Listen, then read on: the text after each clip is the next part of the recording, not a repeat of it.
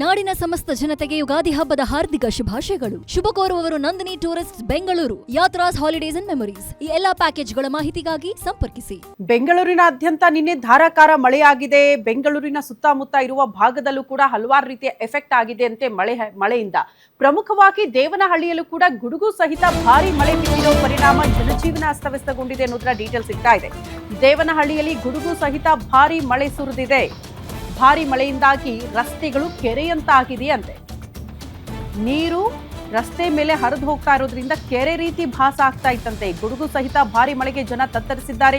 ಹಬ್ಬದ ಶಾಪಿಂಗ್ಗೆ ಬಂದವರು ಮಳೆಯ ಎಫೆಕ್ಟ್ ನಿಂದ ತತ್ತರಿಸಿ ಹೋಗಿದ್ದಾರೆ.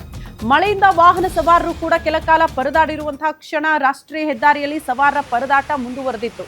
ದೃಶ್ಯ ನೋಡ್ತಾ ಇದ್ದೀರಿ. ದೇವನಹಳ್ಳಿ ಭಾಗದಲ್ಲೂ ಕೂಡ ಧಾರಾಕಾರ ಮಳೆ, ಅದು ಕೂಡ ಗುಡುಗು ಸಹಿತ ಭಾರಿ ಮಳೆ ಆಗಿರೋದ್ರಿಂದ ಟ್ರಾಫಿಕ್ ಜಾಮ್ ಉಂಟಾಗಿತ್ತು. ರಸ್ತೆ ಮೇಲೆ ನೀರು ಹರಿದು ಹೋಗ್ತಾ ಇರುವಂತಹ ದೃಶ್ಯ ನೋಡ್ತಾ ಇದ್ದೀರಿ. ಎಲ್ಲೂ ಕೂಡ ಮಳೆ ನೀರು ಹರಿದು ಹೋಗೋದಕ್ಕೆ ಸರಾಗವಾಗಿ ಎಲ್ಲೂ ಕೂಡ ವ್ಯವಸ್ಥೆ ಇಲ್ಲ ಅಂತ. ಅಷ್ಟರ ಮಟ್ಟಿಗೆ ಅತಿಕ್ರಮಣಗಳನ್ನು ಮಾಡಿಕೊಂಡು ಮನೆಗಳನ್ನ ಕಟ್ಕೊಂಡು ಆ ನೀರು ಎಲ್ಲಿ ಹೋಗೋದಕ್ಕೆ ಸಾಧ್ಯ? ರಸ್ತೆ ಮೇಲೆ ಹೋಗಬೇಕು. ಒಂದ್ಸಗೆ ನಾವೇ ಅದರ ಸಮಸ್ಯೆಯನ್ನ ಅನುಭವಿಸಬೇಕಾಗುತ್ತೆ.